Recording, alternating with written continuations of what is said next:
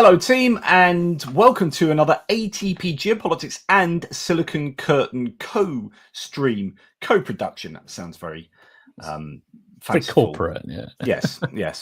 And the two Jonathans, myself, Jonathan MS Pearce, and Jonathan Fink, will be talking to you about our successful fundraising that we've done with Car for Ukraine. Super excited about that. We're going to talk to you a little bit about our plans to go out there, operational security, at some point in the near future to deliver three of those trucks. We are going to talk to you about what we find particularly pertinent regarding the war in Ukraine. And my goodness me, so much is happening at the moment, right? So much in the geopolitical world, particularly the other side of the pond from Jonathan and myself in the UK. There's a lot going on there that requires some unpicking. So expect us to be talking about American politics and potential invasions of a half dozen countries around the world. But anyway, Jonathan, how are you? Merry Christmas, Happy New Year, miss. Happy New Year, all of that kind of stuff. Well, I had an interesting New Year and Christmas. I was in Denmark and then in Sweden, so something slightly unusual. Spent both of those holidays abroad for the first time. Wow. It's nice being in Denmark. I mean, Denmark kind of gets it. While we were away, I think it was Finland actually impounded one of the Russian Grey Fleet vessels. And it's just nice being in a country which is moderately sensible. You don't have all of this kind of extreme lunacy going on. It's normal politics, normal social stuff happening. I just wish the rest of the world could return to being that way. Yeah, absolutely. Incredible rhetoric going on at the moment. We'll get to that a little bit later. Should we start with where we're at with the fundraising for Car for Ukraine? I'll show up the Car for Ukraine website for the viewers to see. So that the campaign is this middle one. We were among a growing number of channels actually that were raising money for some trucks. They were $10,000 euros a piece, because we send them out unaltered secondhand trucks of a certain age. They need to be old enough actually to have things like hand wound windows. Things like that were really important. If you've got electric windows, you can't open them if something goes wrong and things become a problem. So they have these particular demands that they want for the trucks that are optimal, and then they go around and buy those for a relatively decent price, and then in some cases, people like us will go and drive them out and get them to them, and then they will up armor them and sort them out. So 150,000 was the plan. And then tell us about some of the other people on board with this project.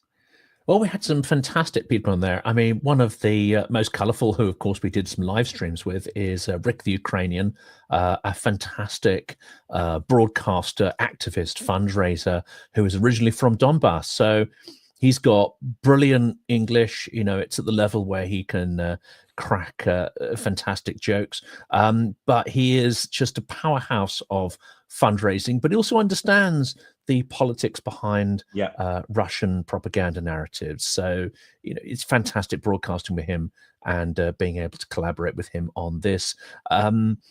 Starsky's on there, but I think he's been out of the loop for a while. I expect him to sort of resurface soon, and we'll do some collaborations with him. Philip Ittner joined us on board, another great voice who's been, recently started broadcasting via his own channel, though he's done a lot of journalistic work out of Ukraine. So On the Edge, that's that one. Yeah, On the Edge, that's it. And then there's a bunch of other people who I think Andrew Mercado Media. We had a live stream with him that was really good.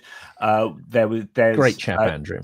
Yeah, Sukhamimus and War Translated, Dimitri. There's the Shills. We've got PS01 is one of my sources that I use quite often.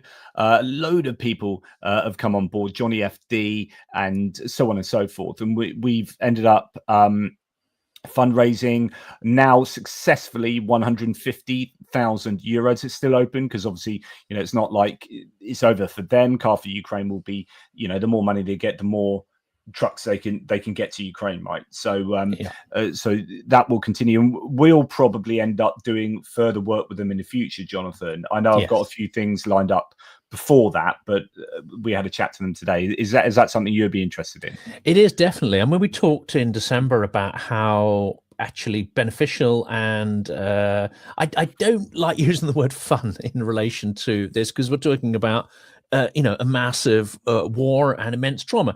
But doing these live streams, I think, was a great experience.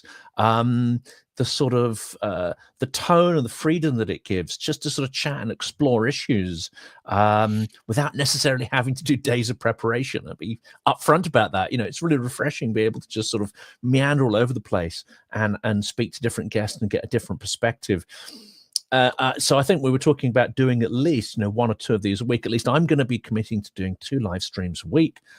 Typically, I think they're going to be on Tuesdays, Thursdays, or whenever is sort of convenient around this same kind of time, 1 o'clock, because the house is nice and quiet. There's no kids. It's a good time for me to do these kind of things. And I've also figured out that actually, you can do live streams and you can also publish a full episode on the same day. And YouTube doesn't really seem to mind that. It doesn't mark down, the episodes. So yeah, things are changing this year. I love the way you put the thought into this. I just have stuff that's in my head. I splurge it out onto the screen and just press send.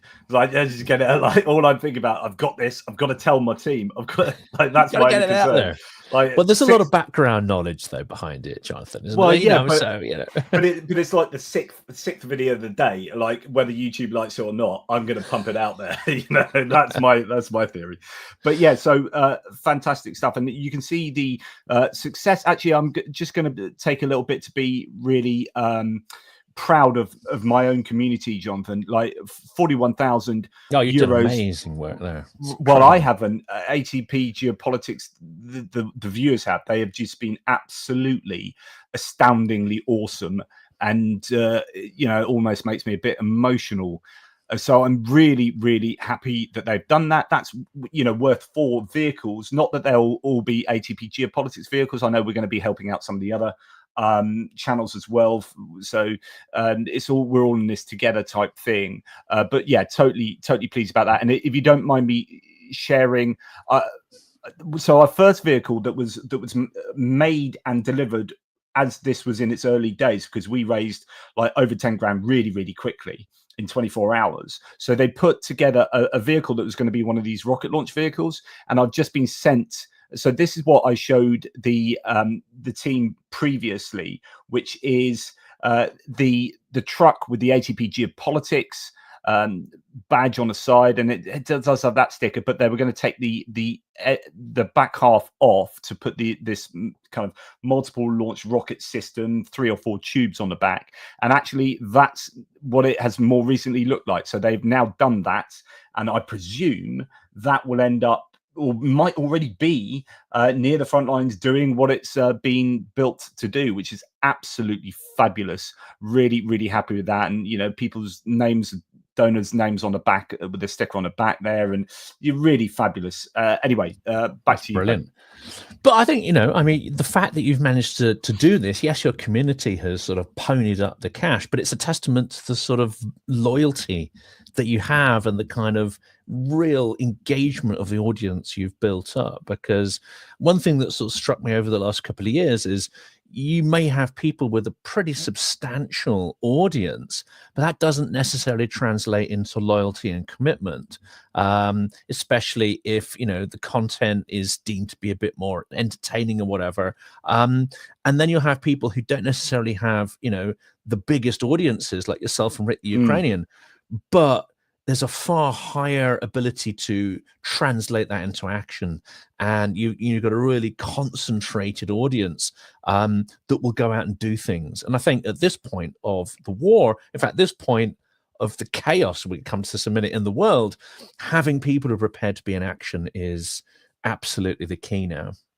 Yeah, you're absolutely right. And I absolutely think that my team, they are, I've got a small viewership than many of the people who are fundraising in this same campaign, and yet per audience member, my guys did an absolutely amazing job, and I'm really proud of that.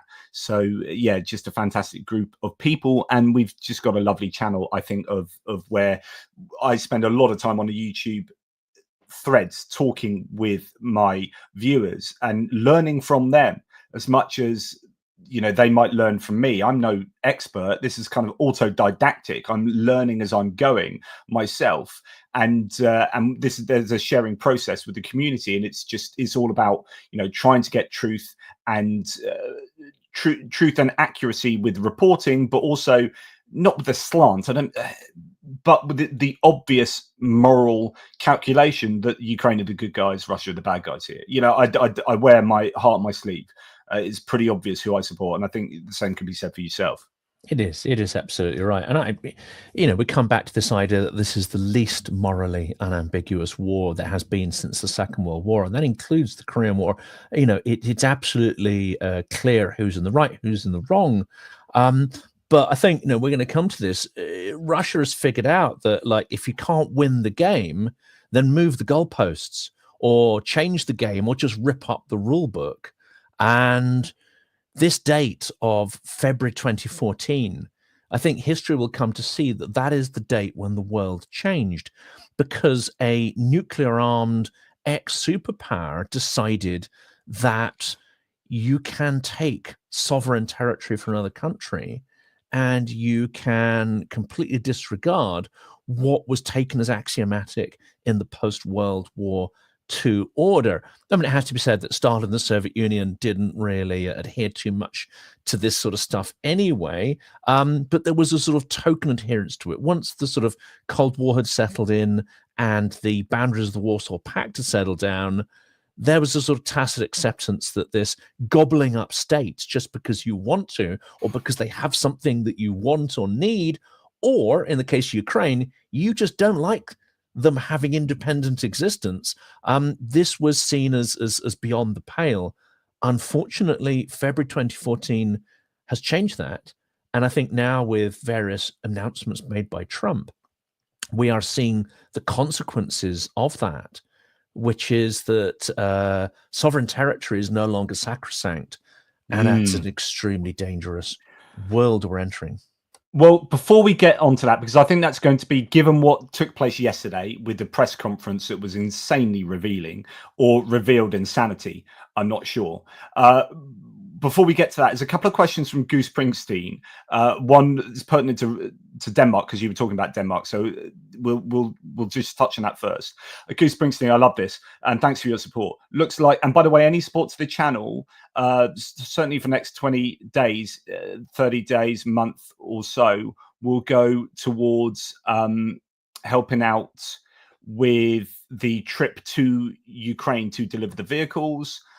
There are obviously costs involved in terms of picking up the fuel and getting the vehicles and accommodation. And so any support for the channel is gratefully received, as myself, JR, Benny Pie and Daniel from Bristol would love, as well as for your guys. I'm sure I speak on the same on behalf of you for your audience as well, Jonathan. Any support for the channel will help go towards funding our reporting and our ability to get those trucks out there, because we're kind of funding the journey out there, and then the time that we spend in Ukraine. And we'll speak towards the end of the video on what some of the plans that you've got in mind, because I'm kind of piggybacking on you in some of that respect while we're out there. But anyway, that aside, Goose Springsteen says, looks like I picked a good week to be off work. Congrats on the fundraiser. Brace yourselves for rambling and hopefully pleasantly awkward questions. Love it. I do love some Goose Springsteen questions. So thanks, Goose.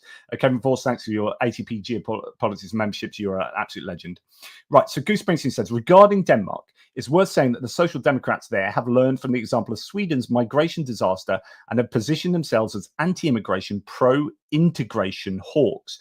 And I think Viggo Holmsen from the Nordics also said his mantra is, especially with small countries, taking on migration to the levels that you can sustain and integrate successfully, to give yourselves the opportunity of having a harmonious society. So I don't know how apropos that is to Ukraine, but anyway, that's his view on Denmark. I don't know if you've got anything to say to that.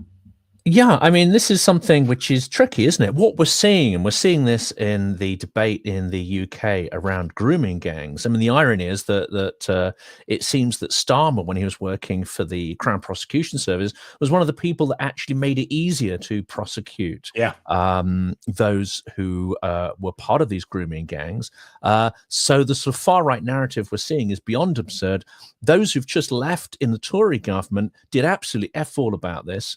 Year in, year out, literally nothing. And that includes, raising questions in the House of Commons, which is something that comes at low cost. It comes at relatively high effort. And it's an opportunity cost, because if you ask one question, you can't ask another. But they didn't do this. And those who are complaining most vociferously about it, you can't see evidence of a single squawk in Hansard, which is the record of parliamentary activity. So there's an extraordinary amount of hypocrisy kind of going on here. The trouble is, it seems to me that if we're not able to talk about certain topics such as integration, and I think integration is incredibly important, and it's one of the biggest failures really of the 20th century, mass immigration without any conversation around how you really integrate people and have a true multicultural society, where people are prepared to respect and learn the values and culture of the society they're coming into, as well as preserve their own. That's an incredibly positive thing. But it's been tied up into, I would say, a very, people feel like they're walking on eggshells when they talk around these kind of topics. They feel like they're walking on eggshells when they approach the topic of religious intolerance, or religions that are intolerant of other values and so on. Now, we probably talk separately about all this. I know you and I are both, I'd say, militant atheists. But I'm quite happy to have conversations with people who have religion, but it has to be based on an idea of tolerance. The trouble is, if we're not prepared to talk about these topics, we cede that ground, we cede that conversation to extremists. And I think that's what's happening at the moment. And it's very important to learn those lessons. Yeah, it's really interesting. You were referring to, I think, when you talk about Hansard, people might not know what that means. That's the transcripts of what takes place in the House of Parliament. And there was Robert Jenrick, who is the Conservative Party, ran for the leadership of the Conservative Party. He was interviewed by it wasn't Robert Peston, it was Nick Robinson, former BBC political editor, and it was absolutely rinsed by Robinson, because he's complaining about Keir Starmer saying X, Y, and Z, and Robert Jenrick was put on the spot and said, okay. And Nick Robinson said, I've been through Hansard and I searched your name and all of these topics, and you haven't mentioned this once in the entire, never. You've come on and you're complaining about the present government, and they said they should have done X, Y, and Z, but you've had 14 years and you have not mentioned this once, not once. And he absolutely destroyed Robert Jenrick. I had this up ready to look at, but I can't find it at the moment. And it did, you had another fact in there, which is, what went on is extremely horrific. And, you did have gangs in a particular part of North England who I think were from the Pakistani community and committed appalling crimes. But if you look at the overall statistics over the years, the majority of these kind of grooming crimes are, it runs along the lines typically of the population. The majority are committed by ethnic and probably even English criminals. So to make it a race issue is extremely disingenuous. But then to say you're not going to talk about the issue at all, of course, that again cedes that territory to the extremists, and that's a real problem. Yeah, and yeah, I did a whole video on this topic the other day. I'm due to do another one. I've got like 50 tabs lined up just to give an update. Well, I'll be playing it. I found that video now, but I won't play it now. But you get the point. Going back to, and by the way, thank you, BME, a little something for a cuppa for your trip. Thank you, mate. Really do appreciate that. So before we get on to the US and what's been going on there, which kind of touches on what you've just been saying, Goose Springsteen asks again, and thanks, Goose, regarding Russia respecting a peace treaty after territorial annexation? Does Cold War Finland offer a counterpoint? After World War II, the USSR absorbed large parts of Karelia, but then respected the neutrality of non-aligned Finland. This is interesting, isn't it? Because in some ways, Stalin adhered to the legalities of treaties more than we see Putin does. So I think it's interesting to look at this historic example. But why was it respected? It was respected because Finland slapped back hard and inflicted huge casualties on the fledgling Soviet army. Huge casualties. So even though they lost a chunk of their territory, they showed that they could actually fight back. This is, I think, a really important idea as we enter this world where, you know, sovereign borders are not respected and not sacrosanct. If a country has the capability and the willingness to defend its sovereign borders, then that is perhaps the only way of enforcing treaties. Treaties by themselves are not going to have power, or at least certainly in Putin's mind, they don't. It's the ability to have peace through strength. It's the ability to enforce treaties and the willingness to enforce treaties through military force. This is, I think, an important lesson for Ukraine as well. If there is going to be a negotiation, if there is going to be some kind of peace, then it will only stand as long as Ukraine can literally F Russia up and smash them to bits if they try anything again. That's the only circumstance I think this may be realistic. There's a lot to be said about standing up to bullies, and bullies seemingly, certainly on the international stage, actually not being used to that and taking a step back from that. So if you think about Putin as a dictator, had no one stands up to him. Like in terms of his domestic politics, he's never had to compromise. I remember reading Owen Matthews' book Overreach, where he talks about how in 2019 Zelensky went in to have a meeting with Putin, and there was someone else, I can't remember who it was, it might be someone like Andrew Yermak, but it wasn't Yermak. Someone else was looking in on at the meeting, and his observations were, Putin's never compromised. This is nothing he's ever done. He's never been in a meeting where he has to compromise with anyone. He's a dictator that always gets what he wants. And so when people stand up to Putin, Putin's not used to it, and that's a bit like, oh, I can imagine he doesn't know how to deal with that. And so the way to deal with Putin at the moment is to stand up strong to him. And rather like, you know, Elon Musk, and there are interestingly parallels in kind of bullying nature here, but Elon Musk's Twitter, who stood up to Twitter? Well, it hasn't been the EU so far. It hasn't been the US. It hasn't been the UK. And Elon Musk is going around saying all these really horrific things at the moment that are terribly problematic. Brazil stood up to Twitter, and then Twitter actually, you know, tail between their legs. And I'm sure there was wheeling, dealing going on and some money changing hands or whatever. But Brazil stood up to Twitter, and Twitter stepped down. And in the end, they did what Brazil wanted. So with going over to Vladimir Putin, we need to stand up strong to Vladimir Putin, because I'm fairly sure he will back down like he has with every so-called red line that's been crossed, and he's done nothing. You just have to look at the behavior towards Turkey. You know, he tried the same techniques of probing Turkish airspace, you know, buzzing their military in the same way that he does in probing maritime waters of NATO members and, of course, airspace. Well, that's gone on. That's a continuation of the Cold War. What did Turkey do when their airspace was infringed? They gave a warning. The warnings were ignored. They shot down the Russian jet. And it didn't happen again. So I think this is the interesting characteristic of what, you know, this episode, I'm going to put the thumbnail on it for my audience. I'm going to call it Welcome to the Tripolar World, because the idea here is that you're going to have authoritarian states. And, you know, I have to credit, you know, Vlad Vexler as really sort of starting to articulate this several months back, sometime last year. But you're going to have authoritarian states which are aligned on certain things when it's in their self-interest, and they're going to be in competition in other areas. That competition may become hot, but that doesn't mean it's going to be full scale. It doesn't mean they cannot continue aligning in certain areas while competing in others, all the way up to potential military action and operations, probing and testing each other. So you're going to have a block of authoritarian states that are loosely aligned. You're going to have the democracies in a bloc, you're going to have an attempt by the authoritarian states to break apart democracies, which unfortunately it's easier to do than it is for democracies to break apart authoritarian states, because we're more bound by rules and we're slower to act. So this is the template of what could be called a bipolar world, but then there's everybody else.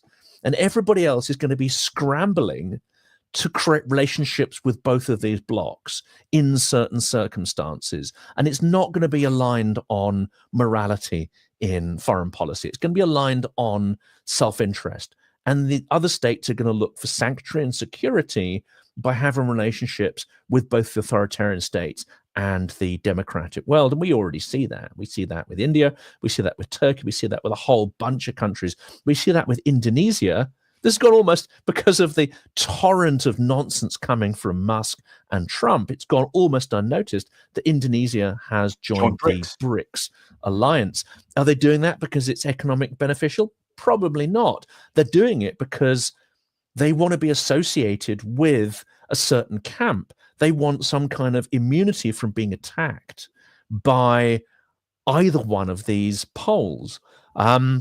We'll cover Donald Trump's statements in a minute, because it questions as to whether the US is going to be part of the democratic bloc or the authoritarian bloc, or it's going to be one of these floating powers that goes its own way and does its own thing and aligns with one bloc for self-interest or the other. It's an extremely odd... Let's go there now then. Yeah. But actually that's probably a good segue, because like I've got no hair left to pull out, Jonathan. You'll be with me on that one. Like, yeah, there's not much. It is deeply, deeply wrong. People were saying, Trump will be fine for Ukraine. Trump will be fine for Ukraine. Oh, it's all going to be okay. Actually, it'll work itself out. And then you're starting to hear really worrying things, like, for example, Laura Cooper, who is the woman who was in charge of the Ukraine aid given and working with coalitions. She has now resigned because she's been told basically your whole department's going to be got rid of. Yeah. So we're hearing Shashank Joshi quoting from the Times. Defense sources said many of those working at the Pentagon received phone calls from Trump's transition team in recent weeks, warning their jobs were vulnerable. A section led by Cooper, liaising with the coalition supporting Ukraine, was likely to be axed. She's now resigned as of the last half a day or so. Officers known to have been close to General Mark Milley, the former chairman of Joint Chiefs of Staff, had combative relationship with Trump during his first term, are said to be on the list drawn up by the transition team. They are going to purge the DOD. You've had Keith Kellogg, that some people have said, oh, he's the envoy, he's the right person, he knows his onions with regard to Ukraine and Russia, and he does, but his fact-finding trip to Ukraine has been cancelled, right? Yeah. Why? What's going on there? Then you've had the announcement yesterday in a press conference, and when Trump was pressed on this, he said he will not rule out military or economic, but he specifically military. He said will not rule out military intervention with Denmark over Greenland and Panama. He's also threatening Canada. He said not military, but there will be economic pressure. So economic war with Canada to make them the 51st state of the USA. Then you've got tariff threats on Canada and Mexico and the EU as well. And I'll just show you this. So Elon Musk has then been getting involved. Justin Trudeau, who's just stepped down as the leader of the Liberal Party, said there isn't a snowball's chance in hell that Canada would become part of the United States. Workers and communities in both our countries benefit from each other's biggest trading and security partner. Then the person who is an unelected oligarch that's been put in the center of the White House, who is responsible for a quarter of the entire funding of Trump's campaign to become president, and who will be with Vivek Ramaswamy in charge of supposedly cutting $2 trillion worth of expenses from the US government, has said, girl, you're not the governor of Canada anymore, so it doesn't matter what you say. So we have this person who, like him or not, or dismiss him or not, he is the most important, I'd say, most powerful human being on earth at the moment. Elon Musk, richest and unelected in the center of the White House, is insulting Justin Trudeau and saying, and basically, again, like Trump has said, called Canada a state by calling him a governor. This is absolutely unacceptable. You would never have seen anything like this in the 1980s and 90s and like up until 10 years ago, 5 years ago. What the hell is going on now? I mean, it's been pointed out, of course, that Canada is and indeed Greenland are NATO members. So an attack by the US would obligate the US to defend those territories against the US. The nominal head of state, I believe, in Canada is the king. So an invasion of Canada would be essentially a declaration of war by the US against the UK. It is, excuse the language, fucking bonkers. The question I'm glad you said that like through? that, because I know you don't normally swear on and nor do I. I'd swear like a trooper. Well, we haven't met in the pub yet, Jonathan. Yeah, exactly. You'll see a very different side there. but you've just, honestly, that's what I feel at the moment. That's just what I feel. This is insane. I went into the lounge last night to speak to my partner, a daughter, to explain why I had to do a breaking news update, and I had to explain how the world has gone absolutely freaking nuts. And I was just like, what is going on? What is going on now? So, and who suffers as a result of this, Jonathan, is Ukraine. Like, Ukraine is going to suffer just from a prima facie. US are not going to support them overtly. I don't think they're playing for an appeasement. They're playing, et cetera, et cetera. So I don't think Trump's on Ukraine's side. But then also this distraction of going to war with Denmark, NATO. Like, is this just a way of getting out of NATO? He's saying that he wants to raise the... It's the quickest way of getting out of NATO, right? If that was your aim, to destroy NATO, then, you could wait for Russia to annul Article 5 through various provocations. And that's kind of quite risky because it involves direct conflict with Russia and blah, blah, blah, blah, blah. And it could take some time. Well, the easiest way is to go to war with NATO allies. And then bingo, it's done. NATO's done. Article 5's done. It's all over. The world order literally collapses instantly. Going to war with NATO, with Denmark, and arguably, as you say, with the UK in terms of attacking Canada, although that's more economically. But also, he is demanding that we are spending 5% of GDP on defense. Now, that's not something everyone can do. So that is another way of pushing the change, moving the goalposts to be so unrealistic that no one could do that. And then he says, well, in that case, NATO's defunct. Well, no one's at 5%, including the US at the moment. Yeah. But of course, Poland is not that far off, and it's by far, the highest. I think it's at 4.6 or 3.8. Anyway, it's pretty high. And I would argue that probably getting things up to 3.5%. Is actually essential for all NATO members. So on that one, I'm like, well, okay, in the world of Trump, in the business world, you say 5%, but you'd be willing to accept something slightly lower. It is a bargaining position. That is slightly more rational to me than all this other stuff about challenging sovereign borders. But also, there's only two interpretations to why Trump is doing this, because I don't think any of this is random, and I don't think this is just something that's popped into his head now. This is the combination, I'm sure, of many, many conversations that have been happening within his circle. And that's the key, it's within his circle, because I think within his circle. This isn't just him. He's amplifying things that are going on. Either those ideas are coming out of that circle, or they're being dropped into that circle by Russian influencers, or a mixture of both. And in normal times, Russia may well be dropping these ideas in, as it did in 2008, when it is reputed that it suggested to China that it crashes the US economy by calling in its debt. And China at the time was like, are you crazy? Of course we're not going to do that. So these ideas, the fact that these ideas are around isn't the problem. It's that there is some receptivity to these ideas. And it's definitely in his circle. There's only two explanations for it, I think. One is that taking Greenland, talking about Canada, that it's out of genuine fear of Russia and wanting to build defense against Russia.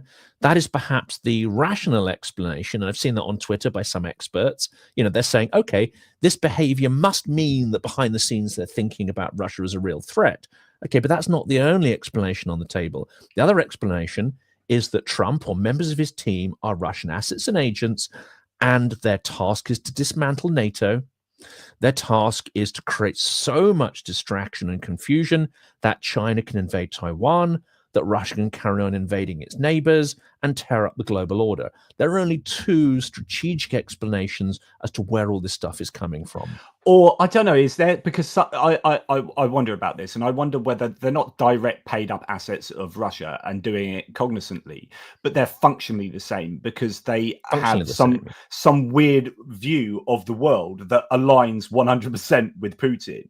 So it's not like you've got people in his circle that are like taking a backhander from the Kremlin, but that their whole worldview has been distorted over time. As Steve Bannon and all these people that have that are essentially aligned with Alexander Dugin and have this position that is a warped sense of reality. And Putin is just sitting back and going, I can't believe that Christmas has been so kind. Like, he's just thinking, like, it was all looking pretty bad for me, but then this last week is just insanity and brilliant. It's only he's good been looking for Putin. Confident for some weeks now, though, Jonathan. So I don't think he's sitting back and thinking, oh, incredible coincidence. None of this is a coincidence. I mean, he couldn't guarantee that any of this would happen, but I think certainly quite a bit of his strategic planning and the fact that the continuation of the war, and indeed Putin's belief that he is winning the war, is very much contingent on a Trump win and an understanding of the kind of chaos that would follow that. Whether that is, and I think it's almost like getting a get out of jail free card if we say, oh, it's all Trump's team acting as agents of Russia. I think that's the easy way out. It's almost like a religious explanation for the creation of the universe. It's like, well, we say that, and then we don't have to think about the complexity. The complexity, as you say there, I think is something that's far harder to deal with. And that is that there is a rise of alt-right, far-right, or I would say that's maybe not even a label that fits anymore, but it's sort of extreme libertarian populism, self-interested libertarian populism, and they have found common cause with similar grifters and characters around the world, and that the rise of social media has framed the tone of that, but also given them the mechanisms to be able to, to create the platform, the voice, the sort of clickbait style that all this operates on is something that's very algorithmically driven. Again, like Vlad Vexer has talked about in some of his recent videos. I think if we didn't have the internet, if the internet hadn't arisen at this point in human history, we would not be seeing this kind of politics right now. 100%, yeah. Yeah, that's a really interesting point. And I almost take it for granted, but it's true. I think the polarization and the disinformation of our societies has been at least expedited by the arrival of the internet, the existence of the internet. Absolutely, 100%. In the same way, we forget that the rise of the radio, it was a critical factor actually in the ability of Stalin through the 30s to carry out the sort of Great Terror, the administrative Great Terror, but even more so, the power of Nazism through cinema and even more pertinently radio. So we forget the role of technology and new technology and how that can be used to benefit mankind, but how it can also be used in these extremely toxic and manipulative ways. Can you see any potential benefit for this kind of like brash? I mean, it started off as supposedly being isolationist, but actually it appears to be predatory. David Frum last night was saying that it's not an isolationist foreign policy. This is a predatory expansionist foreign policy, almost imperialistic. Goose Springsteen says, is one of the risks of populism that it might achieve better results by ugly methods compared to normal politics? So, could some of this brash, take, for example, Musk's approach to the grooming gang scandals. Now, we've been going through this for 14 years, right? This is not new. It's like, shut up, Musk. Yeah, we know we've got these issues and we've got inquiries and we're waiting for the government to actually do something about it. We've got a new government. Hopefully they're going to do something about it. Musk going and being an absolute douchebag about all of this has actually maybe expedited and put pressure on people putting the actions in, right? So, and I spoke on my video the other night about how we shouldn't congratulate Musk on that, because that's not his intention. His intention, he's pearl clutching. He doesn't really care about these people. If he cared about the victims, he'd be worried about white grooming gangs as well. He'd be worried about Matt Gaetz. He'd be worried about Jeffrey Epstein and the connection to Trump there. So he doesn't care about the victims, but there might be these unintended consequences where positive things come about. So there always are, but better. I would really query the word better. You could say that Britain was a more resilient, cohesive society because of the Second World War. Would it have been better to avoid it? Of course. Ukraine is more cohesive and more resilient because of being attacked by Russia. Would it have been better to avoid the slaughter? Of course it would. So, you know, yes, standard politics, standard democracy is slow. It can fall into periods where it seems to be in significant decline. But I don't think, you know, having the cure, which borderline could kill you, is really something we should wish for. When it happens, of course, we need to do something about it, and it is happening now. But I certainly wouldn't want to position it as better, or that we need these kind of external forces in order to transform our systems. You know, it'll happen more slowly, it'll happen more organically without these huge external pressures. I don't think we should wish for crises, because it's not guaranteed that we will pull through and our values will emerge more resilient at the end of it. It's not guaranteed at all. In your multipolar thesis that you were talking about, a sort of tripolar world, do you say, because I mentioned the other day Guy Verhofstadt, who's a former Belgian prime minister, who is a strong advocate of the EU, and is saying that we now live in an age of empires where the EU needs to work out exactly what it is and where it sits and how it interacts with these other empires, whether that be the American empire, the Chinese, Russian. You could put BRICS together as one, or you could say the UK still has some kind of sway in the world. How does the EU, you know, where does it sit, and how do we understand how the world is set up? So Goose Springsteen says, we say we now may be in an age of empires, but when haven't we been, aside from the 20 years after the collapse of the USSR? Perhaps our frame of reference is wonky due to anomalous time we grew up in. What are your thoughts on the age of empires and how you see the world? Well, this is kind of interesting, because there's a really interesting debate. If people understand Russian, I think it's an essential watch. It's the conversation between Vitaly Portnikov, who's a very esteemed Ukrainian journalist, and Yulia Latinina, who nominally is a pro-Ukrainian Russian dissident journalist. She's also one of the founders, I believe, of Echo Moskvy or Dost, one of the two. I need to check my facts on that one. But she's a great exponent of the idea that empires were essential to the creation and dissemination of civilization. It's a very Russian, I would say, liberal imperialist kind of point of view. It's deeply suspect. It lacks a lot of logical consistency, unfortunately. And they had a tremendous argument about the role of the Russian Empire, the Soviet Empire, and Ukraine's position within that. Empires, to a certain extent, you can say, okay, in a period such as the Roman Empire, when, you know, significant sort of chaos, you could say that actually, you know, not everyone's going to benefit. No one ever benefits, even in democracies. But you can make some case that actually Age of Empires in the deep historical past is perhaps an essential sort of feature. But if you look down at the details, I'm not sure it really kind of hangs together. And you know, 19th century imperialism, which was still getting over, came about because of the huge technological gap that opened up, obviously led by the UK. One of the reasons we became the largest empire in history pretty much was through huge technological advances that happened relatively rapidly, and the sort of power that gave, the manufacturing power, and the logic of an empire in extending that sort of trading networks that came from that empire. I don't see the logic of empires at this point, unless you look at sort of rare earth metals, minerals and energy and so on. Where is the logic to create these empires? Where is the benefit to do that? I think China kind of more or less understands this, and to label it as empires, I think, is far too simplistic. China, I think, is willing to act in a far more subtle way, which is as a sort of economic imperialist, as a material imperialist, without actually controlling territories outright or being a political imperialist. So where you have Russia as a revanchist empire, I think what you're actually seeing there is an empire in collapse. This is a last desperate surge of 19th century, 18th century style imperialism. And it's a very different imperialism to the British one and the European one. It's not built on manufacturing power, economic power. It's built on brute strength. It's built on genocidal cultural values, unfortunately.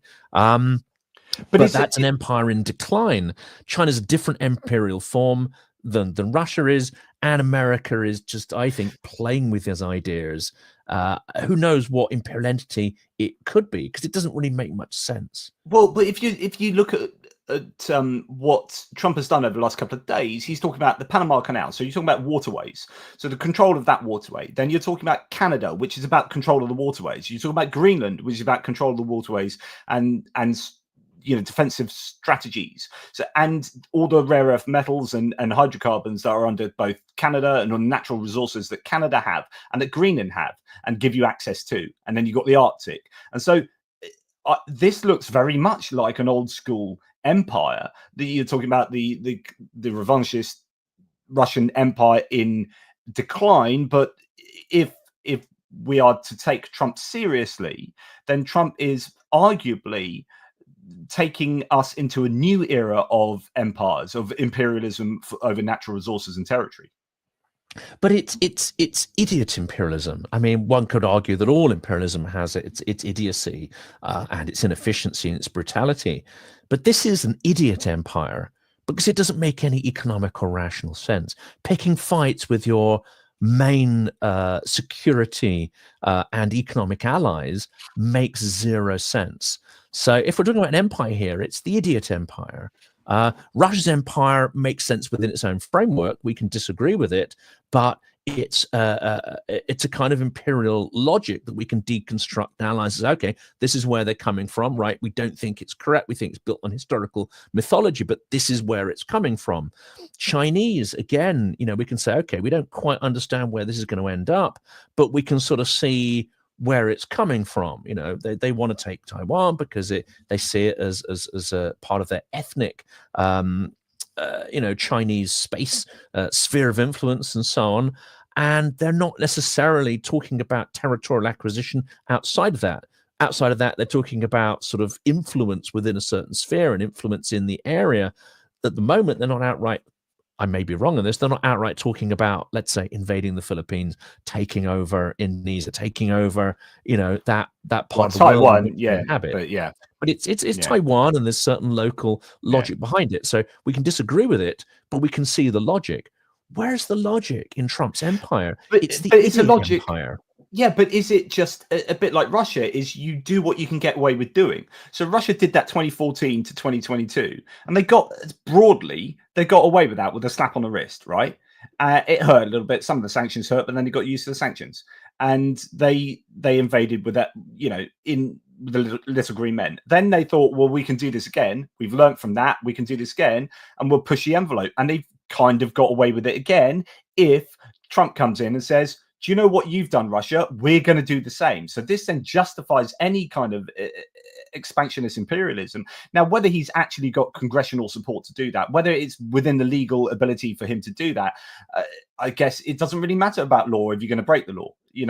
So will the American population stand by and let them do this kind of crazy stuff? I don't know. But is it a case of like, we will do what we can get away with doing? And it goes back to, well, we need to stand up to the bully that does that. So how does the EU respond? How does the UK respond? Japan and Australia and New Zealand and Brazil and Mexico and people on the sidelines. And that's a really important point. I mean, why has China not invaded Taiwan already? It's because there are perceived consequences to doing it, and it's by no means guaranteed that they could pull it off. So there's a degree of risk in there. And as a relatively rational, albeit authoritarian leader, I'm sure they are balancing the risk versus reward.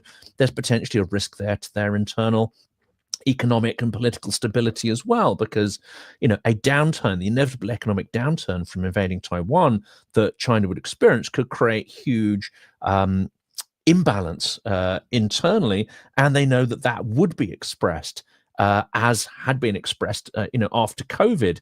There was significant challenge to the regime or protest against that zero tolerance policy. So there's a certain feedback mechanism there between the population and the leadership, and they have to balance those foreign policy decisions against, the instability that it could promote. So arguably, in my mind, China has got a far more of a democratic feedback loop. I wouldn't say even democratic, but there's more accountability there to the regime than there is in Russia. Putin has shown he can do whatever he likes, and there is no one in that society that will hold him to account for it. He can do anything, and no one will resist.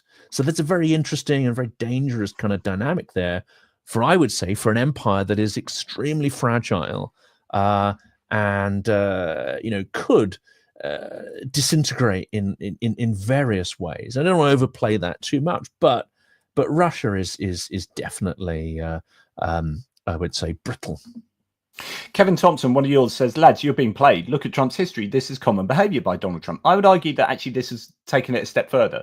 So he did his history in 2016 to 2020. He mentioned Greenland, but it wasn't at this level. And when he's asked by the press whether it would allow for military intervention, and he says yes, then this is a different scale. So I think this has gone beyond just messing around, or at least it's very serious messing around, to the point where, and this is where it's getting important, because let me show you a headline here. This is a headline. French Foreign Minister Jean-Noël Barrot says the EU will not let Trump attack its sovereign borders. In other words, Greenland as part of Denmark, as part of the EU. So this has gone beyond. This is Trump kind of being rhetorical and trying to strongman his way or bash, be pretty brash in getting his way. I think this is more serious. I suspect he wants, says Kevin, the conversation around giving up land to be front and center. I think that he does want these things. Whether he's going to get them by, expediting more serious conversations by these initial very brash remarks, I don't know. What are your thoughts? I mean, there's a fire hose of clickbait. So to Kelvin there, I would say yes. I mean, I watched every single day from 2016 onwards. From 2014 onwards, I relearned Russian so I could look at primary sources to understand what the flip, that is going on here. So I since 2014 onwards, I was watching a lot of material around the Putin regime and its descent into full authoritarianism. From 2016 onwards, and for the entire 4-year presidency, I watched networks like TYT, which is a progressive leftist network. I watched that every day. Plus, various clips that were being shown on Fox and all the rest, to try and understand what both sides were sort of saying around that.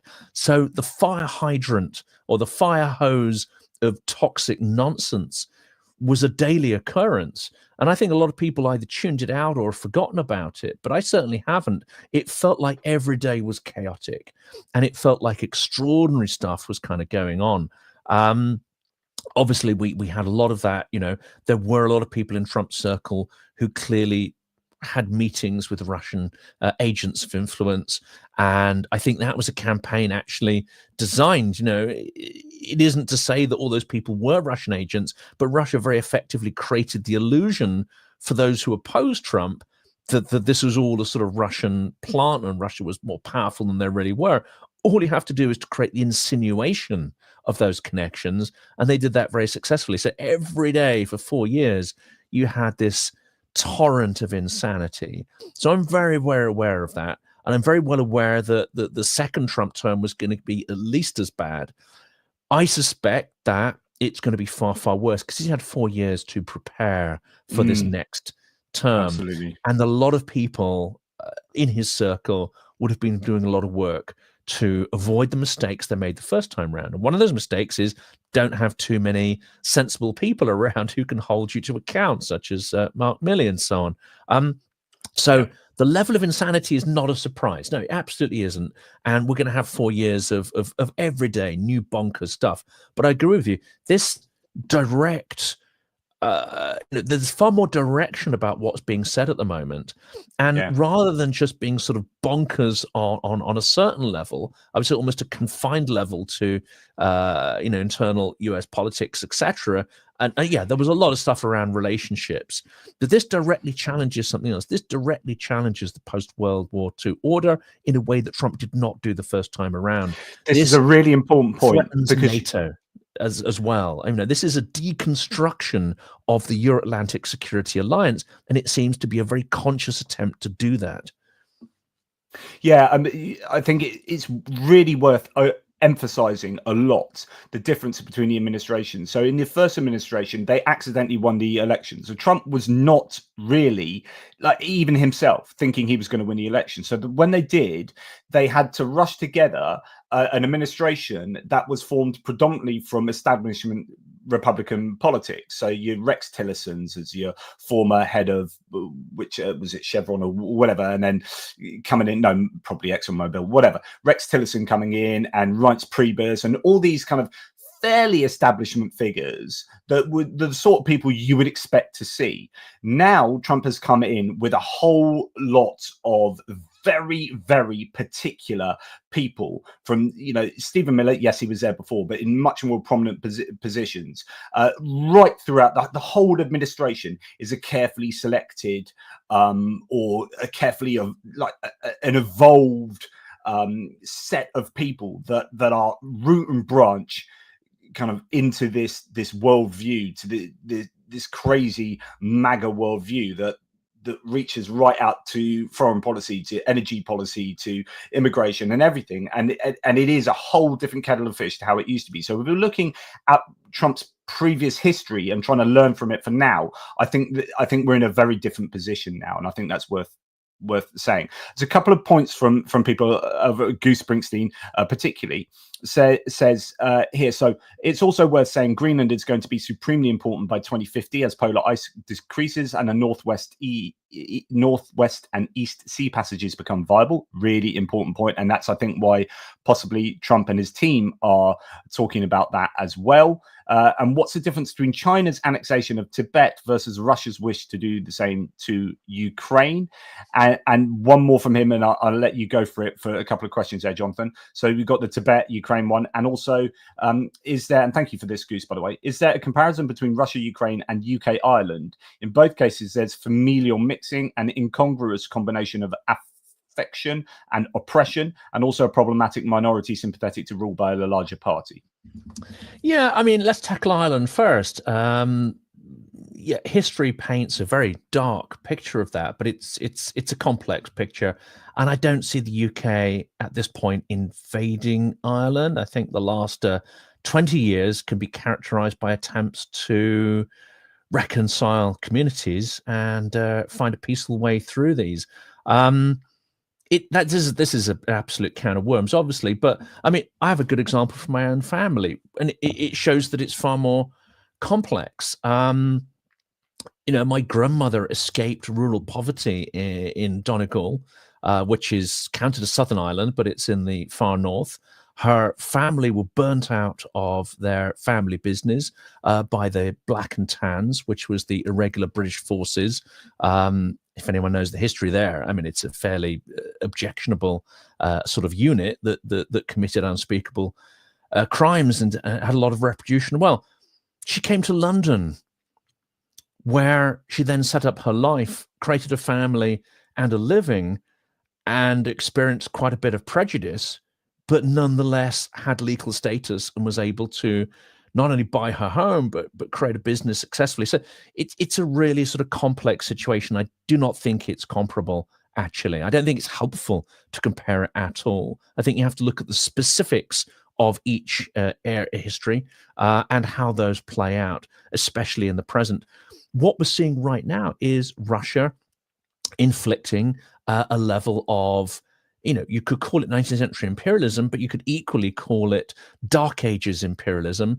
It's a form of genocidal control where not only do they not want the country next door to be independent, they do not want it to speak its native language. They do not want it to express its culture. They do not want it to be a country that has, is on the same tier, civilizational tier as they are. They do not see it as such. We're talking about a form of imperialism which is taken from the deepest, darkest points of human history. And it's not helpful, I think, to say, well, what about this and what about that? And, it's the same with, well, what about Israel?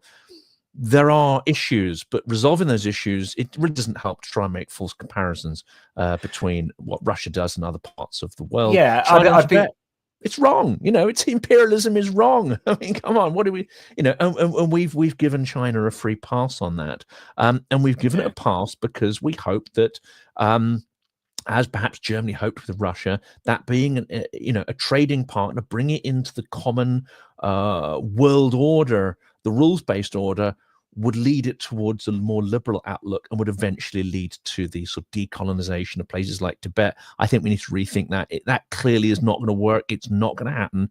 But China's conquest of Tibet and the brainwashing and all the stuff that goes on there, including the Uyghurs, it is wrong and it's disgusting. And what can we say? There are certainly, as you say, sometimes there are really good analogies. That is a pretty good analog of what's going on in Ukraine with Russia, and then sometimes it's more complex than that. Yeah, sometimes it's more complex. And it's the genocidal.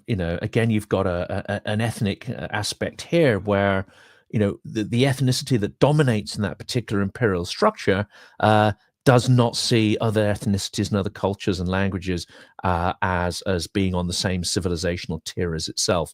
It's a particular form of ethnic exceptionalism, which leads to extremely awful behaviors. Whereas what was interesting that Plotnikov pointed out, he said, look, he's not justifying the British Empire, but there's an interesting point you have to make here is that once the union between Scotland and England had been formed, and prior to that, there's a pretty, let's say, ropey history before that, but the actual construction of empire was done by English and Scots, and Scots were not seen as inferior in any way. In fact, they're an extremely important element, and that empire was founded as in sort of more of a partnership. Now, people might say that that's far too simplistic, but I think there's some interesting points to be made there. Well, Yelta Verhoef says here, we hear very little from Europe lately, seem to hesitate to take initiative while the writing's on the wall. President Trump is not necessarily with Ukraine, and Ukraine is Europe, and he has to deal with China. So I'm wondering whether both. So it's interesting when Elon Musk said all this stuff in the last few days, and he's actually gone on a massive, full frontal assault on the UK the UK government, Keir Starmer, Jess Phillips, etc., Gordon Brown. He's called Keir Starmer evil, says they are complicit, they should be locked up, etc., etc. So what Keir Starmer's response was not to take on Musk himself, but take on the political manifestation of Musk's views within the UK political landscape. So what Keir Starmer did was take attacked people like Kemi Badenoch and Robert Jenrick and the people in the opposition parties in the UK who are regurgitating these claims and saying, look, you should have been supportive of Jess Phillips, who was horrifically attacked by Elon Musk. So he's not picking a fight with Elon Musk. So the reason I'm saying that is because is the EU wondering quite what to do about the US and not wanting to pick a fight with the US and wants to concern itself with how the US politics manifests itself in this case Ukraine, and they are reluctant to want to start a full-on scrap with one of their most important allies. I don't know, what's your thought on what Europe does, what it should do, what it's likely to do, and the same with the UK?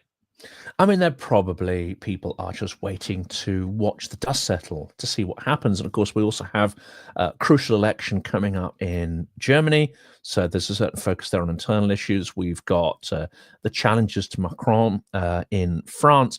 So there's an awful lot of stuff going on internally that's going to be distracting countries from taking a bold and decisive line on all of this. But also they're waiting for the dust to settle. Trump I mean, let's not forget, Trump has not yet been inaugurated. This tidal wave of nonsense and toxicity is happening in the pre-inauguration phase. Goodness knows what will happen when he actually, gets the levers of power. One can only hope that he spends 8 hours a day on the golf course, but that won't preclude his circle from still coming out with these idiocies, such as his son in Greenland, which I'm sure many people have seen the clips there. I mean, it's if you look at the kind of rhetoric that Don Jr. has used just in the last day on Fox News, it is almost indistinguishable from the rhetoric you would have heard from Lavrov and others prior to the annexation of the Donbass. Now, we should make those connections, because it is extraordinary. Don Jr. came out and said, look, He's terrible. People of Greenland have been treated very, very badly, blah, blah, blah. We can liberate them. Well, hello, how's that different from Russia liberating Russian speakers in Donbass and then ending up, torturing them in basements and all the rest? It's people need to wake up from the extreme naivety that they're falling into, because what we're seeing here is truly scary, and it's a precipitous slide towards populist authoritarianism.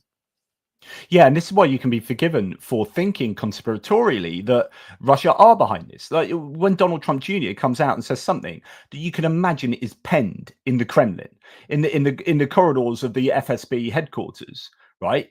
And Donald Trump Jr. comes out and says this on national TV. That's why I say, Putin's thinking all his Christmases have come at once, but the question is, well, has he actually somehow? Because what Donald Trump Jr. is saying about Greenland is exactly, as you were saying, is imperialistic, and it is what Russia's done to Ukraine. So, it would make sense if somehow this has come from Russia. Yeah.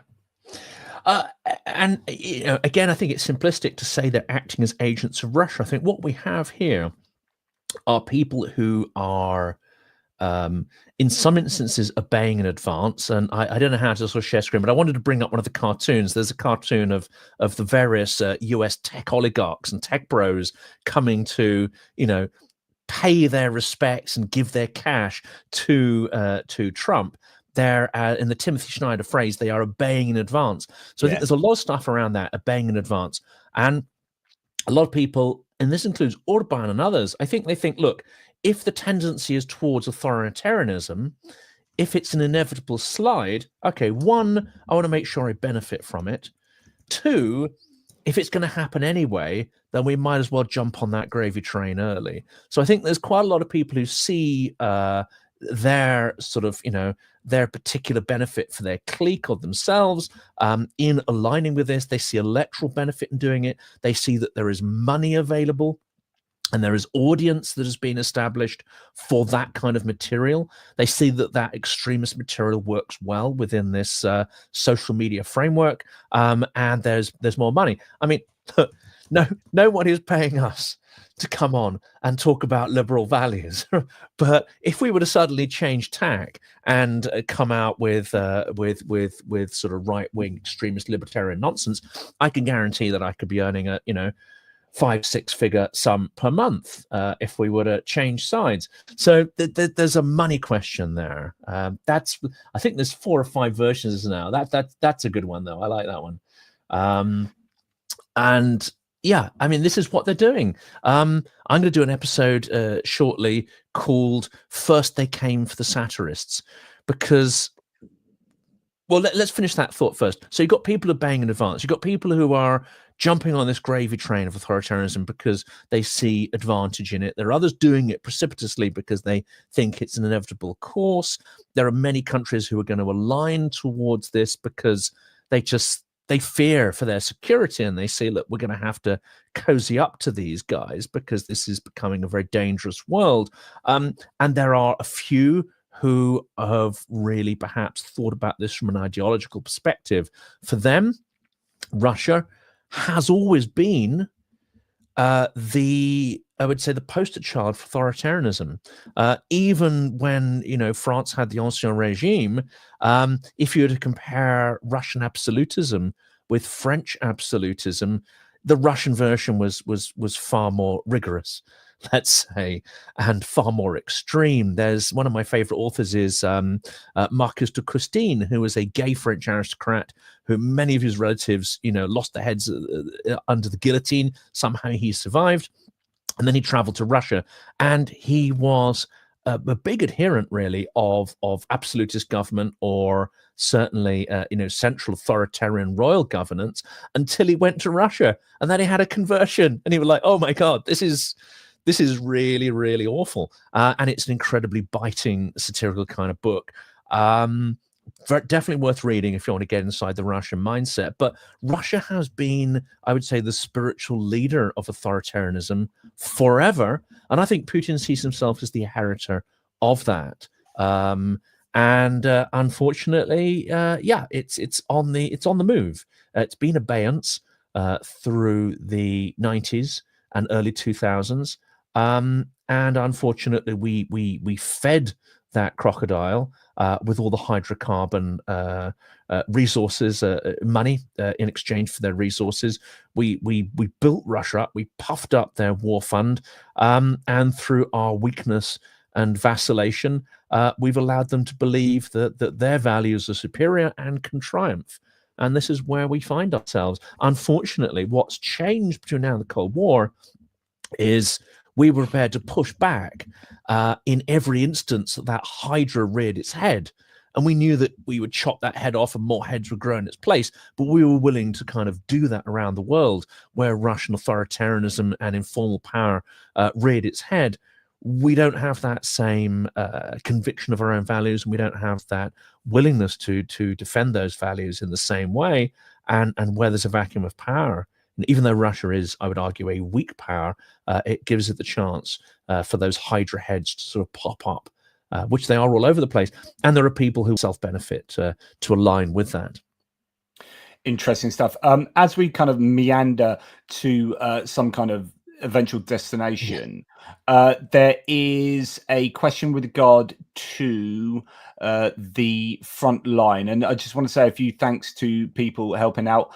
Paul Gilbert towards travel costs and so on. Let's keep on keeping on. Slava Ukraini, thanks, Paul. Really appreciate that. Julian Rossiter, imagine the French proposed to change the name of the English channel, Sacre Bleu.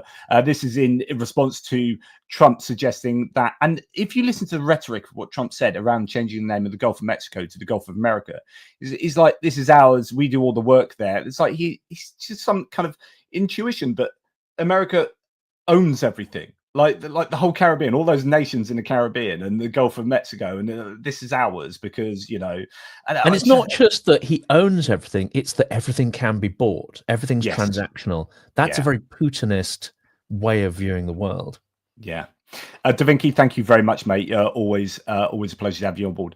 Thank you. So I just wanted to talk about a military question here. So the question is, how deep into the Dnipro Oblast do you think Russia is going to push? I think it's 2026 to the Dnipro River from the way it seems to be going. Okay, so let's put this on a map, if you don't mind. Sure. Jonathan. So this is my map. It's a little bit out of date. I need to do an update, but it's only a few days out of date. So here we've got where the Russians are at the moment, and this is the Dnipro River that comes down there. In fact, if I get let's draw on the map here. Draw on the page. There we go. So let's immediately say, like, on the current rate of attrition, someone did the calculation, which I saw recently.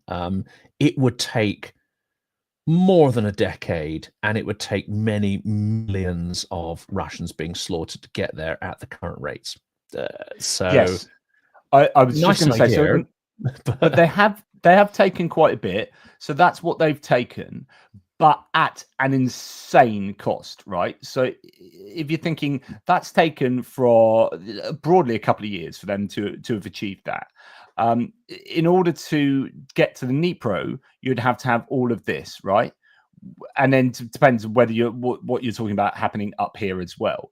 That is what, 3 times what they've taken already there, maybe a little bit more effectively in 3 years. And so in order for them to achieve that, they would have to have another, what, 1 million soldiers or something like that. Oh, many more. Yeah. They'd have to have many more millions. And the estimate as well is that they're about 50% of the way through their vast stocks of Soviet era tanks and artillery pieces. Yes, they can produce I would new argue ones they're a more than year, that. yes, because what's left? I mean, it might be 50% on paper, but of course they've taken the good ones out first. What's left is going to be an increasingly, there's going to be a lot of junk in there, a lot of stuff that isn't going to work. So yeah, on paper it may be 50%. And even that's something like the MTLB, which is like their APC carrier tractor almost. They're pretty much out. Then they're out of BMP threes completely, pretty much out of BMP twos, so they'll be going on back onto BMP ones again. But they're all the ones that are completely done over. They'll be out of and then certain tanks, soon, So So I think that it would be really demanding. The only way that could happen is if the Ukrainians completely capitulated and collapsed. So that would be what would need to happen in order for the Russians to do that. But then the Russians would need enough troops to be able to take all that land anyway. Literally, what's happening, what people don't realize, and just the last bit I was saying this, Jonathan, is that when we do see these quite large areas of land, and I don't know whether this supports or goes against what I was saying, when you see these quite large areas of land, say around Karakova, the Russians taking, actually they're doing it with relatively few people, and there are relatively few people defending them in certain places. So sometimes, like, these are tree lines that are like, maybe that 10 people are there, and then the tree line, it takes 10 people to run away from here, and they've then suddenly got like a couple of square kilometers. Whereas if you're going up to Prokrovsk, there's huge amounts of people here, right? Loads of people fighting in this area, and it's stacked. And so there are areas where you can say, well, they don't have enough people to take all of this land, and then there are arguments you could put forward that actually it doesn't take that many people, because they're taking land that seems like a lot of land, but with actually very few people. But so anyway, well, they haven't even retaken Kursk in 6 months. So I mean, the arguments about them taking half of Ukraine when they can't even liberate their own sovereign territory is pretty ridiculous at this point. It would have to take a catastrophic collapse of Ukrainian lines to precipitate something like this. I would say at this stage it would have to take a huge injection of North Koreans into Putin's war machine, and that includes a vast amount of North Korean armor and technical equipment. Some of that stuff started to actually appear in footage. I don't know why the West and the world are not more outraged at the appearance of North Korean armies on the territory of Europe. I mean, this is insane. But it would take more resources than Russia has. Of course, if the Chinese were to weigh in, and there's no indications they will, but if the Chinese were physically to weigh in and send armies and equipment, then of course that may be something that overwhelms Ukraine. But if China was fighting on this territory, I think we'd have a lot of other things to worry about, including the whole of Western Europe being under threat. I just do not see this as a credible debate, talking about half of Ukraine disappearing. And let's not forget, there is the economic question. Russia's economy is in a pretty dire state, judging by a lot of the news that we've been consuming, and the stuff in Russia that we've been consuming. It's not going to collapse imminently, but it's not in a good way. So the idea of this war being sustained until 2026, 2027, I just do not see it from the economic point of view. And someone, historian, made a really good point. In 2018, the Germans actually started to retake or take quite a bit of territory during the First World War. But that taking territory was not what led to the eventual outcome. It was the economic collapse of the home front that meant Germany had to capitulate, and the sort of political chaos that sort of ensued there. So I think, I wouldn't make any predictions in terms of the battlefield, and I'm not sure the battlefield is going to be the ultimate deciding factor of the war.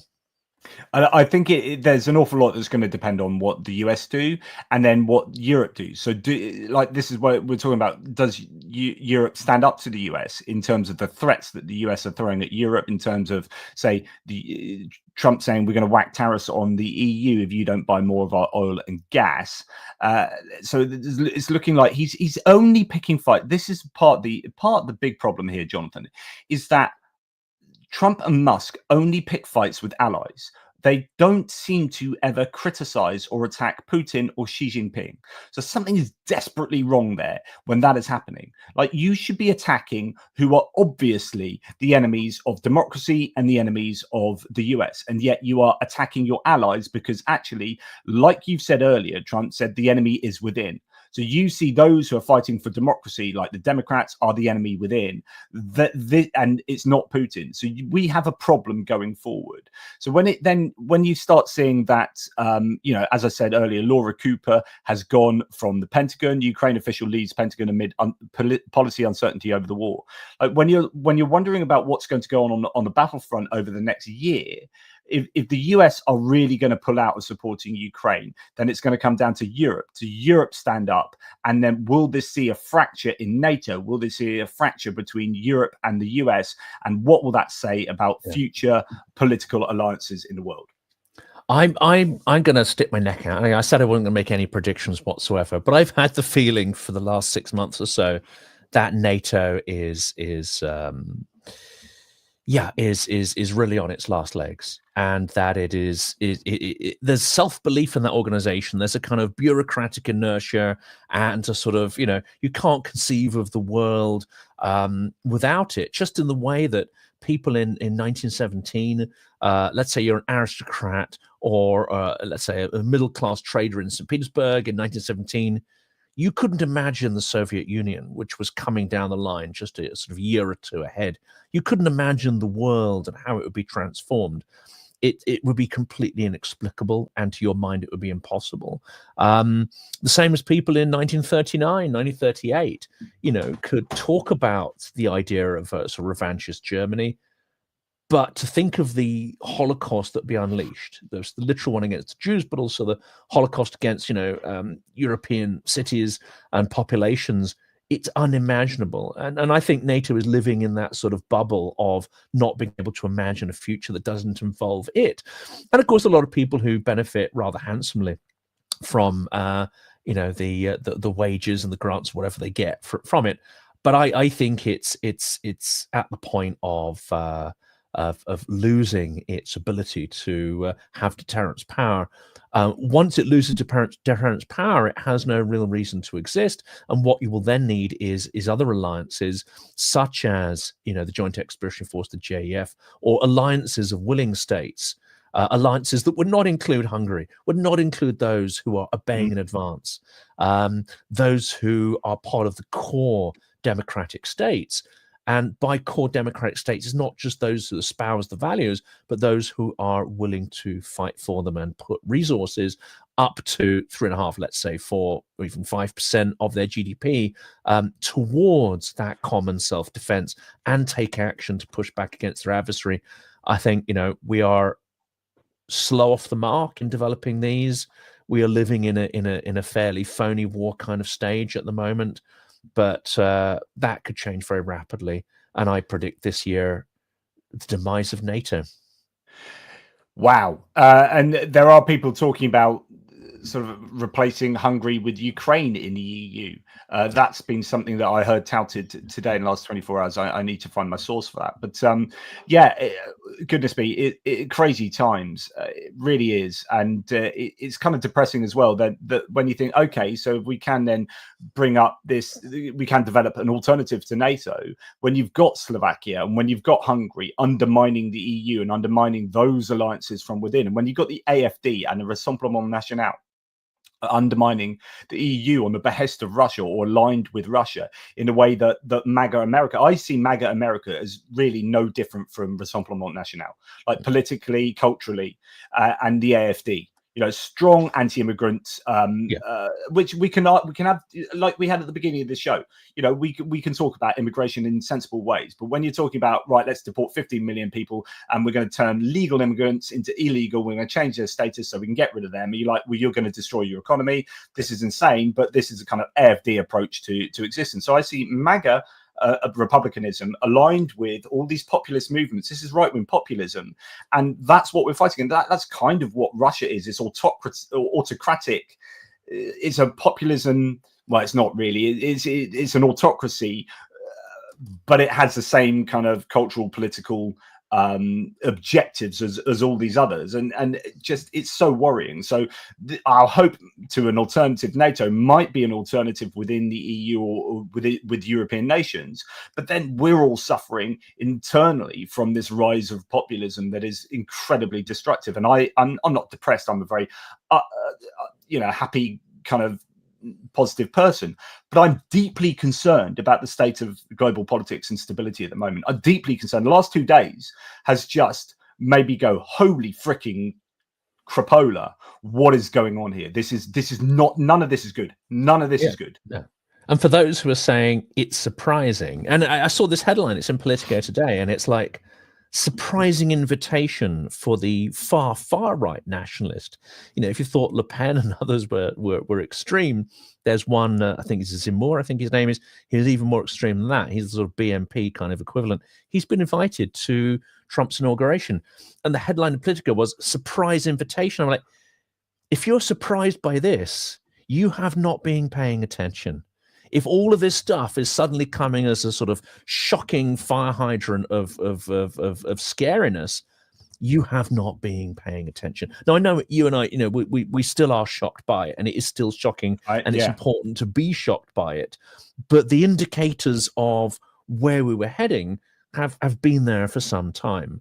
But through media normalization, through people really wanting to get on with their own business and stick their heads in the sand, this is where we've been heading. It is unfortunately not a surprise if people have read every word that people like Applebaum and Timothy Schneider and others have said. None of this is random. None of this is coincidental, unfortunately. It requires concerted strategic action to counter it. It also raises the question, maybe for our next conversation, if the US is no longer a trusted ally politically, and we're going to go to, say, 5% of GDP, well, who are we going to buy all the weapons from? You don't want to buy them from the US because they could prevent you from using them to defend yourself. So this raises... And Europe know this. They know that. Yeah, that's why the people manufacturing the SANT-T are like, right, we need to make the SANT-T as good as Pac 3 Patriot systems. Right, we need to make it able to take out ballistic missiles. So, there is a recognition, but can it move quick enough? You've got the European defense policy saying we need to procure 60% of European equipment from within Europe, within the EU. They know this. So, but it's how quickly can it react, and how together can the EU be? Yeah, we need to, if I was in the EU, and I'm sure they're doing this, they need to be working out how to get rid of. But you don't want to get rid of Hungary. You want to get rid of Orban. So how can they support democracy in these countries so that they don't have these rigged elections, so that populism can't gain a hold if it's manipulated. So populism is fine if you vote for these people, if it's free and fair election, you vote for these people, that's democracy. But it's when you manipulate your electorate, like we have seen, actually I'd say like we've seen in America, like we've seen in Georgia, and like we've seen attempted in Romania. And so the EU needs to be really bloody strong at the moment. And it's going to be fascinating to see how they stand up to the threat of populism, to the threat of the US, and to the threat of internal machinations. On that one, when we've deindustrialized, where is the steel going to come from? How are you going to make yourself security independent on the raw materials and the finished materials required? There's the question of chips, so many of which the most advanced ones come from Taiwan. What if China was to gobble that up? I mean, we have a number of significant problems where even if the intent is there to be self-sufficient on this equipment, I mean, there's so many contingencies that would need to be put in place. It's such an important point. Why do you have to bring this up right at the end, Jonathan? So this is why, like, I'm going to sing Biden's praises a little bit here. The Chips and Science Act recognized how you need to do strategic planning for your own national security and industrial security going forward. So you cannot rely on a free market just to do stuff, and for the free market magically align to your national strategic, geopolitical strategic, military strategic objectives, right? If you're going to let the free market do that, there's no agency in a free market. Right, so all the free marketeers of the world, I mean, the EU is at base a neoliberal free market enterprise with free movement of people, capital, produce, services, goods, blah, blah, blah. But at the same time, you want all that free movement. You also need to have a strategy and then align this all together. So when you're talking about steel, like, the UK needs to make a decision on what we do with our national steel, and it's not going to be price competitive. But if you lose your steel industry, then you're losing a sense of how you can defend yourselves if you need to make steel to make weapons in a war where the people that are making steel are China and you're at war against them. So, we can't rely on a free market. We need to make these strategic decisions. Biden did that by the looks of it. You could argue Trump is trying to do that with Greenland and Panama. And so, how far do you take this, and et cetera, et cetera. These are complex discussions. And set another one up. Here's another grenade for our next conversation. Bloody hell. It makes Brexit look increasingly dumb and unsustainable in a world like this, where... Don't get me started. Britain, and Edward Lucas is very eloquent on this, Britain could be, along with Ukraine, one of the engine rooms of European defense, not just in terms of troops, but in terms of high-tech weaponry manufacturing and production. But it requires state intervention. It requires a strategic policy by the government to invest in the long term to help arm not just Britain, but Europe. That's one we should perhaps pick up, because this idea of defense independence and security, which the Finns are so good at, requires extreme level of planning and foresight on the part of government. Oh, here we go. Here's the cost of Brexit. Well, the front cover of the Independent, which is only digital now, it's not print, but they are like the true cost of Brexit, and it's fascinating. It didn't make a lot of sense economically. It didn't make sense. Brexiteers will say it was badly done, right? Because actually immigration has gone up since Brexit. Just like communism was, great in principle. No, if something doesn't work in practice, it's not good in principle either. So that's a bunch of horse shit for a start. Sorry. Cool, Jonathan. You don't need to convince me about Brexit. I debated it before we had it, and I debated it after we had it publicly in Bournemouth a couple of times. So anyway, my views, I think to solve global problems, we need to get together with global solutions, or at least large geographical, we need those alliances. We need to be, if we're not in the EU, we need to be aligned with it very heavily and doing things for our own safety, really. Like, geographically, we're next to Europe. We depend on Europe for physically for our safety. Like, if we need to stick together, and we need to have a very strong defense strategy that aligns with Europe and Europe does with us. And if the US is going off and doing its own thing, then we're at an inflection point in history where we need to make some really big bloody decisions about where we're going to spend our money and who is threatening us, both in like conventional warfare, cyber warfare, informational warfare, political warfare, economic warfare. And actually, sadly enough, it looks like the US is going to start waging political and economic warfare on us and Europe. And this is like deeply, deeply worrying. So yeah, we're going full circle, but plenty to unpick for our next conversation, and we're going to hopefully get a guest or two on our next stream. So we'll see what we can do with that. Yes. So is this something that we're going to be doing somewhat regularly? Although it might be interrupted by going abroad. Although we'll be doing that together. So. we could almost certainly sort of stream on the road, and that at least would keep the numbers going on our channel. So why not? Let's stream. Maybe even do a daily stream diary when we're on the road. That could be a good thing to do. But yeah, I'm keen to do 2 of these a week. I'd be delighted if we're doing both of them. But that's my commitment. And yeah, having various guests along for the ride, I think, would be Cool beans. part of the plan. Hour and a half, twice a week, moving forward.